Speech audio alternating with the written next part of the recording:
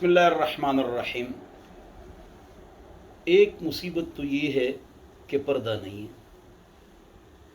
اور دوسری مصیبت یہ ہے یہ جو پردہ آپ کو بازاروں میں آگے پیچھے نظر آ رہا ہے یہ پردہ ہی نہیں، یہ پردہ ہی نہیں، لہذا پردہ نہیں ہے۔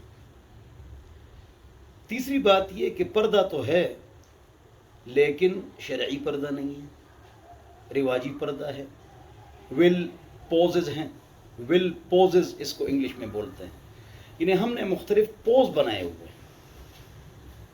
لہٰذا اگر آپ نے اللہ کے حکم اور نبی علیہ السلام کے طریقوں پر چلنا ہے تو آپ نے پردہ کرنا ہے، شرعی پردہ کرنا ہے، قرآن و حدیث والا پردہ کرنا ہے، وگرنہ آپ کو ڈبل سزا ہوگی۔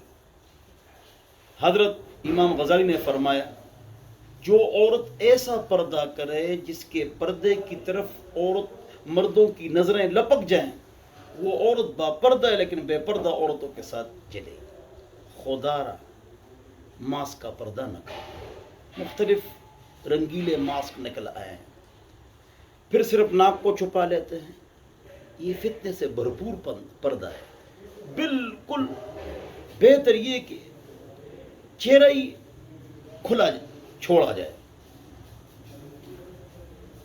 چہرہ کھلا چھوڑا جائے۔ اگر آپ نے صرف ناک کو چھپانا ہے یا ماسک کا پردہ کرنا ہے یا آدھا ماتھا آدھے گال آپ کے کھلیں گے تو یہ حرام ہے، ناجائز ہے۔ ہم نے اپنی عورتوں کو پیار سے، محبت سے، طریقے سے سمجھانا ہے انشاءاللہ۔ تو اللہ تعالیٰ مجھے اور آپ حضرات کو اللہ کے حکم اور نبی علیہ السلام کے طریقے پر چلنے کی توفیق نصیب فرمائے، اور آپ باہر ایسا نکلیں المرأۃ عورۃ اذا خرجت استشرفها الشیطان، مسلم شریف، کہ عورت جو ہے یہ چھپے رکھنے کی چیز ہے، اور جب یہ باہر نکلتی ہے تو شیطان استشراف کرتا ہے، اس کو کہتے ہیں استشراف عربی میں، اٹ از کالڈ استشراف، یعنی لوگوں کے دلوں میں غلط خیالات ڈال کر لوگوں کو آمادہ فساد کرتا ہے شیطان۔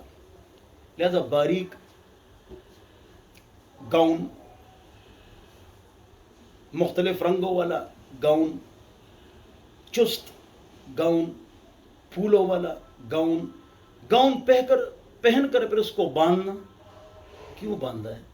یا سردی میں اس کے اوپر سویٹر پہننا، تو ہم اللہ کو ناراض کر رہے ہیں، اور ہم کو اندازہ نہیں ہے کہ اس سے کتنا فتنہ ہوتا ہے، نقصان ہوتا ہے، لوگوں کا نقصان ہوتا ہے، سارا گناہ آپ کو ملتا ہے۔